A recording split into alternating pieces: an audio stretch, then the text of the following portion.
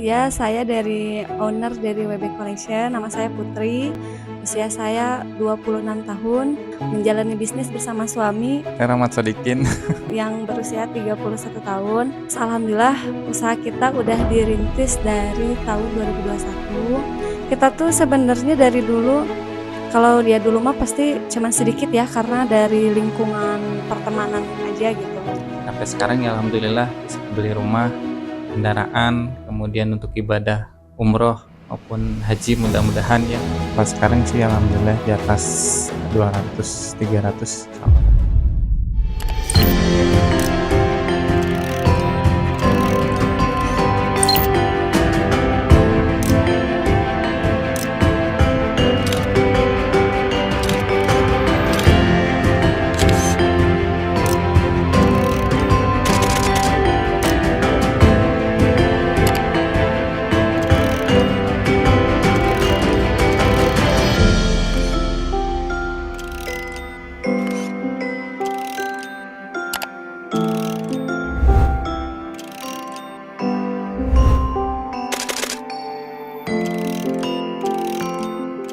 Ya, saya dari owner dari WB Collection, nama saya Putri, usia saya 26 tahun, dan menjalani bisnis bersama suami. Saya Rahmat Sodikin. Ini suami saya yang berusia 31 tahun.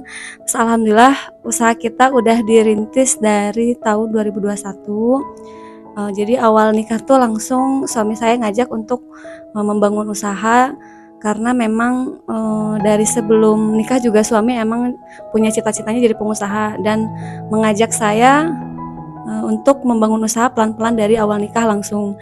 Jadi 1 bulan pernikahan itu kita langsung eksekusi cari usaha yang memang betul-betul cocok, yang ya cari yang pas lah untuk kita dari segi modalnya, dari segi apa ya, dari segi cocok sama fashion saya pun seperti itu, terus peluangnya yang bagus apa, yang pas di diri saya juga apa, pokoknya cari sampai yang pas di kita gitu. Kalau dari awal sih kita list dulu tuh, cari dulu, misalkan di list dulu, kita bareng-bareng diskusi, dari awal nikah langsung diskusi mau jualan apa. Jadi satu-satu di list, misalkan mau jualan somai, mau jualan sosis, mau jualan ayam, atau mungkin jualan baju, pokoknya di list satu-satu dan dicoba, dan kita survei ke tempatnya langsung mana yang cocok. Ternyata hijab itu jadi yang paling cocok di kita gitu. Belum nyoba, kita tuh baru survei-survei aja. Kayak misalkan ke Cimahi kita cari daster tuh, pernah ke Cimahi survei, oh harganya murah, tapi ternyata di aku kurang cocok karena pas dipakai tuh kurang pas, aku kurang suka jadi enggak. Terus pernah ke Andir juga cari baju-baju kayak yang harganya 100 ribuan, 200 ribuan, tapi kan modalnya kurang kurang kita kan masih modal terbatas, jadi nggak cocok. Akhirnya ketemu jilbab tuh, alhamdulillah dengan harga yang pas, terus juga cocok sama lingkungan dan peluang juga, alhamdulillah langsung dilanjutkan. Kalau jumlah kita tuh sebenarnya dari dulu, kalau dia dulu mah pasti cuman sedikit ya, karena dari lingkungan pertemanan aja gitu, jualannya dari teman-teman Instagram, WA, jadi hanya orang-orang yang terdekat aja gitu. Terus paling per hari juga 10 orderan atau mungkin cuma 1 orderan, itu hal biasa dulu. Terus karena sempat hamil dan melahirkan, jadi suami mikir keras gimana kalau jualannya nggak cuma di lingkungan pertemanan aja, makanya harus berpikir keras, kita lanjut ke jualan di marketplace, di Shopee dulu, cobain di Shopee dulu, pelan-pelan daftar dulu tokonya. Terus ternyata nyobain iklan suami, alhamdulillah tuh ternyata ada 1 orderan, udah seneng banget, oh berarti ada peluangnya tuh, alhamdulillah.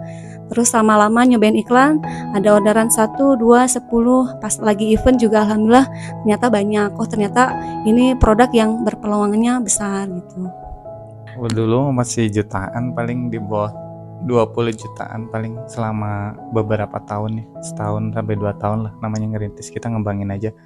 Pas sekarang sih alhamdulillah di atas 200 300 insyaallah ada.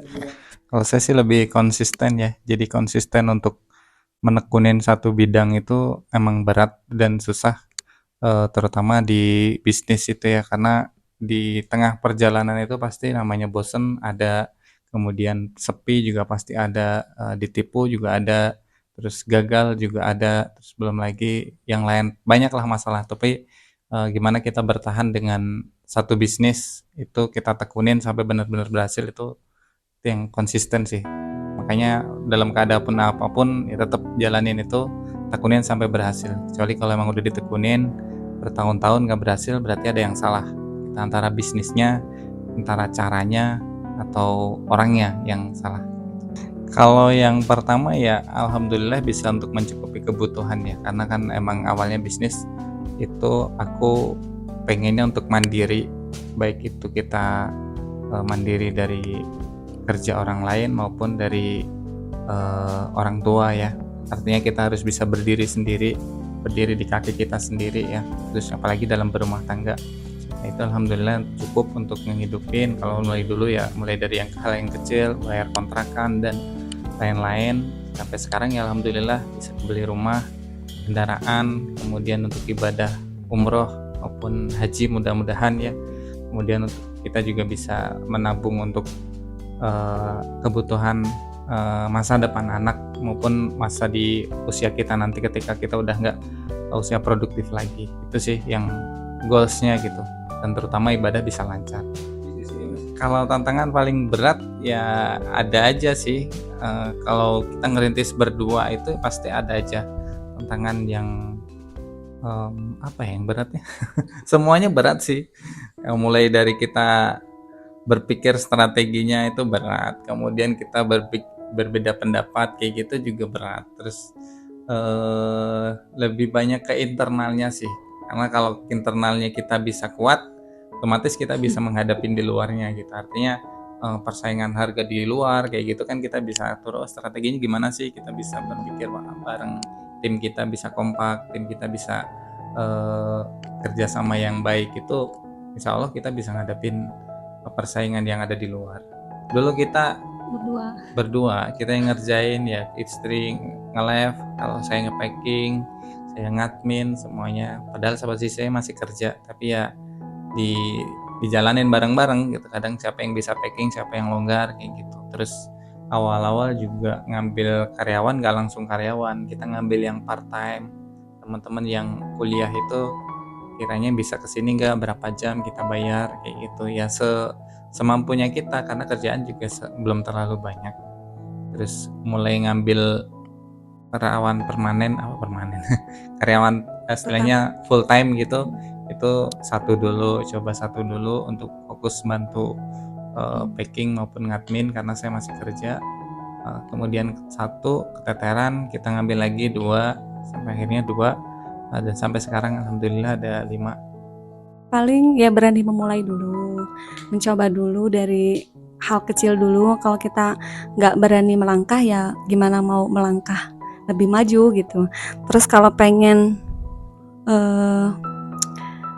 mempunyai berbeda dari orang lain ya kita harus melakukan yang tidak orang lain lakukan gitu. Kalau kita pengen lebih maju ya kita harus lebih duluan kayak gitu. Terus setiap tahapan itu harus terus belajar gitu, nggak cuman stuck di situ, tapi setiap dari langkah kecil tuh harus belajar ngelihat orang lain, karena harus step by step gitu, nggak langsung laris, nggak langsung booming, nggak langsung viral kan enggak, pasti harus belajar gitu tahap-tahapannya. Dan pokoknya lihat orang-orang yang sukses, lihat orang-orang yang bukan untuk melihat iri dari orang lain, tapi lihat diri kita termotivasi kalau kita pasti bisa juga gitu. Semuanya nggak ada yang instan, semuanya butuh proses, dan proses itu butuh waktu. Artinya untuk sekarang mulai jalanin prosesnya, karena kita nggak tahu waktunya untuk sukses itu atau untuk berhasil itu kapan. Kan jalanin aja proses, belajar, nanti akan datang waktunya ketika kita sudah siap.